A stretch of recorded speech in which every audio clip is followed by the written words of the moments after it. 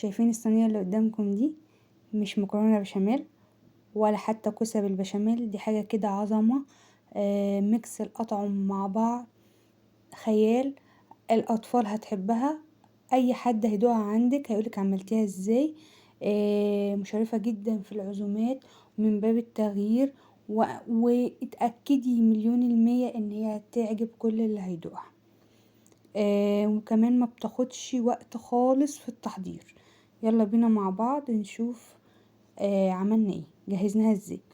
هنا معايا 4 معالق من الدقيق كبار، عليهم 5 معالق سمنة. لو هي سايحة يبقى 5، لو هي يعني في التلاجة وخدت معالق تبقى معالق كبيرة يبقى 4 معالق. انا عايزة القوام دوت في البشاميل.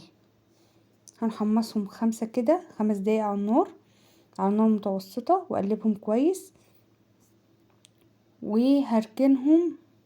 يا اما عندك طريقتين، اركنهم على جنب لحد يبردوا تماما واغلي اللبن، يا اما لو اللبن ساقع عندك طلعيه وتحطيه ساقع على البشاميل زي ما انتوا شايفين كده معايا.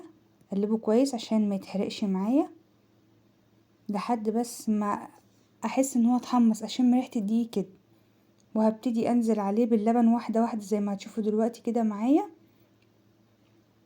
شايفين انا بقلب بسرعه وهو كده يعني بيتحمص معايا. هنزل باللبن واحده واحده وفي نفس الوقت بقلب عشان ما يبقاش فيه تكتلات. بس اهم حاجه اللبن يكون ساقع، يا اما البشاميل بتاعي يبرد تماما واغلي اللبن كويس وانزل عليه واقلب وارجع اضيفه احطه على النار تاني على نار متوسطه واقلب كويس واضيف البهارات بتاعتي. انا ما بحبش احط حاجه اكتر من ملح وفلفل ومرقه خضروات او مرقه دجاج اللي المتوفر عندك زي ما هتشوفوا كده معايا. وفي الاخر خالص بعد ما بطفي بحط معلقه من القشطه، بتودي البشاميل في حتة تانية خالص. انا مش عايزة برضو صوص البشاميل بتاعي يبقى تقيل، عايزاه يبقى حلو يعني، ولا هو خفيف قوي ولا هو تقيل قوي. كده حسيت ان هو محتاج شوية من تقل معايا، حطيت ضفتله شوية من اللبن. هبتدي بقى اقلب كده لحد ما يوصل للقوام اللي انا عايزاه وهطفي عليه وهنجهز الصينية مع بعض على طول. تقدري بقى تعملي ايه زي ما انتم شايفين كده. انا عايزاه كده لان هسيبه 5 بس يبرد. يلا بينا بقى نجهز الصينيه مع بعض. على ما يبرد اكون على ما يبرد شويه اكون جهزت الصينيه. معايا هنا عيش، كان عندي عيش كريب في الفريزر 5 فطلعتهم بردوا تماما. عندك عيش تورتيلا، عندك عيش صاج، اي نوع عيش عندك تقدري تعملي بيه. توست، اي نوع عيش بامانه بيبقى طعمه حلو. هبتدي كده واحط طبقة من البشاميل. انا هحشيها النهاردة ستريبس كان عندي. ما عندكيش ستريبس بلاش خالص. عندك اي لحوم في التلاجة حطي، عندك فراخ لو عندك صدر فرخة بس ممكن تقدري تشوحيه كده تشويحة شاورما تحطيها مع مع اسفة مع بطاطس محمرة. تحطي اي حاجة انت عايزاها، الحشوة دي بتاعتك انت.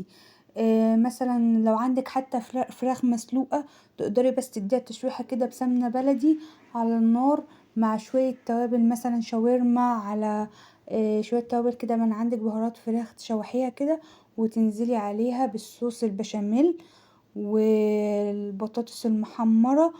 وتحطي بقى ايه عندك بعد ما تخلصي وتقفلي الحشوة بتاعتك، تقفلي تحطي عيش في النص كده وتبداي تقفلي. انا مش عايزة اي حشوة تبان زي ما انتم شايفين كده. هما كانوا 5 رغيف عندي فانا استخدمتهم بصراحة. اي حاجة يعني تنفع بأي عيش عندك وبأي حشوة عندك، طعمها رهيب، ميكس الأطعم حلو قوي.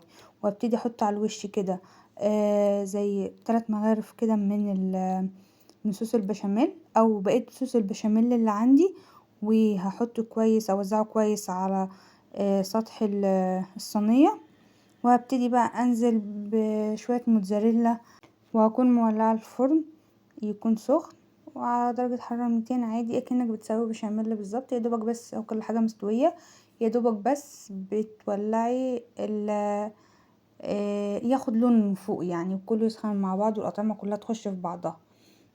ربع ساعة كده في الفرن وبتطلعيها. زي ما انتم شايفين كده انا بحط بشر جبنة موتزاريلا، وكمان هي مش تقيلة مش دسمة قوي زي المكرونة بشاميل، لان هي مش بتحتاج كمية سمنة كتير، ومش بتحتاج صوص بشاميل كتير، ولا الصينية تدهن بقى سمنة من تحت. هي حلوة يعني، مش بقى جدا، وطعمها حلو. او ميكس العيش مع البشاميل مع اي نوع حشوة انتي تحطيه، ميكس رهيب بجد. وتقدري تعمليها بالحوم، اي حاجة احشيها، اي حاجة الحشوة دي بتاعتك.